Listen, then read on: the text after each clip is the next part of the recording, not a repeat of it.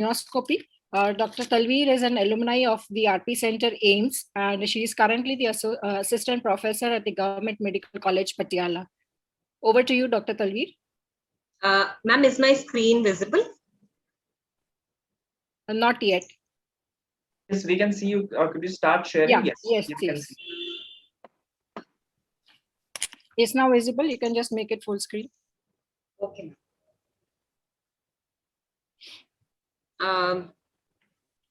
Thank you so much, ma'am. Now, my talk is on the role of gonioscopy in the era of imaging. So we all know that gonioscopy is the gold standard for angle viewing still now. And it gives us a direct view of the angle once you put in a 2-mirror or a 4-mirror gonioscope in the eye of a patient while the patient is sitting on the slit lamp. You will be able to visualize the angle in around 1 to 2 minutes. That's the amount it takes once you have surpassed the learning curve that is required to do a gonioscopy. And when you talk about imaging, the imaging actually, whether it is a UBM or an ASOCT, the UBM or ASOCT, it gives us a cross-sectional image of the angle at one point of time. At one point of time of the that the angle that we are viewing. Sometimes we are able to get very high resolution images also.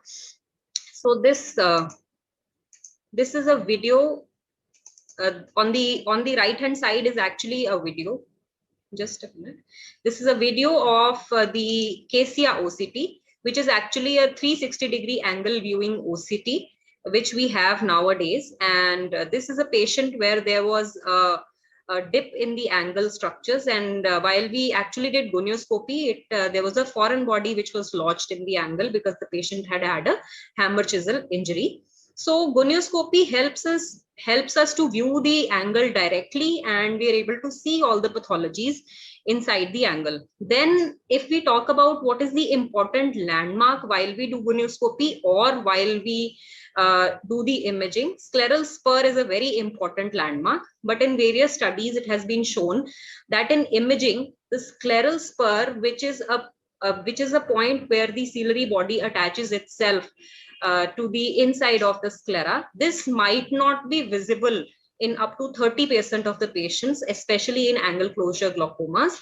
And it's very important that once you do imaging, if you do not know where the scleral spur is, then the quantifying any image it becomes very difficult when you have done some imaging.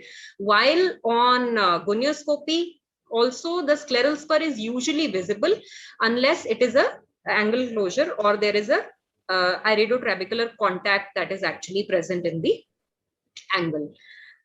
Then also, because the only marker in imaging is your scleral spur, but once you're doing gonioscopy, we have an additional marker that is called the corneal wedge technique. In angles where you are not able to see the trabecular meshwork because there is no pigmentation either in a young patient or the one or more quadrant of angle closure are picked up more on ASOCT. This might also be due to illumination that is required while doing gonioscopy.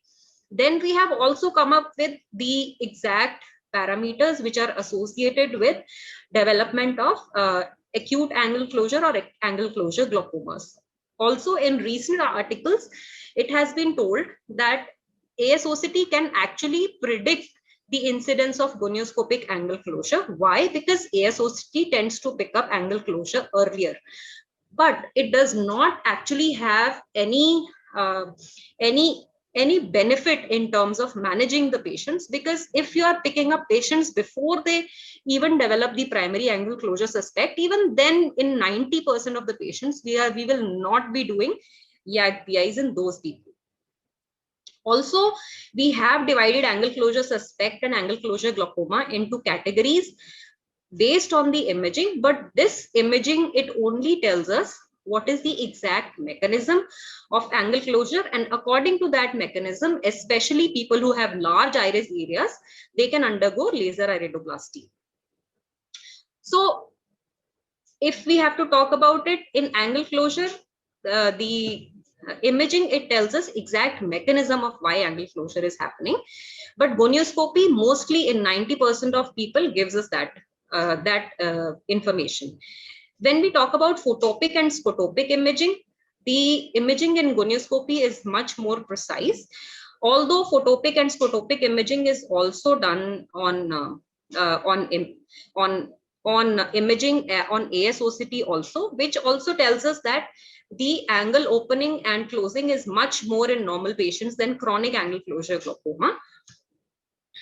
But indentation is actually when we have to differentiate between synechial versus appositional angle closure, that cannot be done on imaging. Although nowadays deep learning softwares have come up to look at angle closure assessment in terms of bright or dark illumination conditions, but we have still not developed how we can do indentation on imaging. In open angles also, there are conditions which cannot be picked up on imaging, for example, pigmentary glaucomas. Then we have angle recession glaucoma, although angle recession can be picked up on imaging when you look at whether if the iris has moved way behind the scleral spur. But what about people who normally have a very wide ciliary body band, or iris is inserted anteriorly or away from the scleral spur? In those people, we will not be able to differentiate unless gonioscopy is done. Also, some patients, they will have, like on the left hand side, the white arrows, they show patchy angle recession. So this cannot be picked up essentially on imaging. This is a picture of an open angle of a patient who had CRVO and has a lot of vessels in the angle. Similarly, here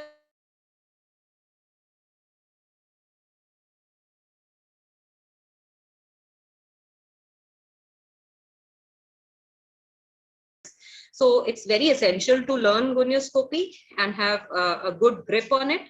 Selective laser trabeculoplasty also requires gonioscopy. Sometimes post-operative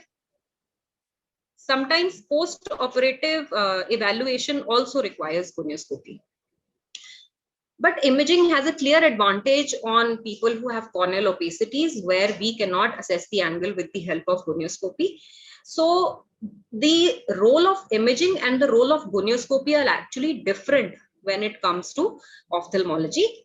I would like to say and conclude that we cannot compare gonioscopy to imaging, because gonioscopy is a procedure which is widely available. You just have to buy a gonioscope which you like.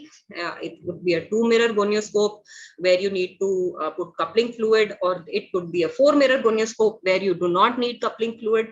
And the learning curve is almost similar in both. And it is cheaper because everybody has a slit lamp. While the patient has come to you and is sitting on the slit lamp, it hardly takes 1 extra minute to do gonioscopy. While for imaging, the patient has to be shifted on a different machine. It sometimes takes more time, especially if you have to do UBM. And imaging is actually an adjunct to those patients who we cannot explain while we are doing our slit tap examination, and where we think that there is a different mechanism for glaucoma. So thank you very much.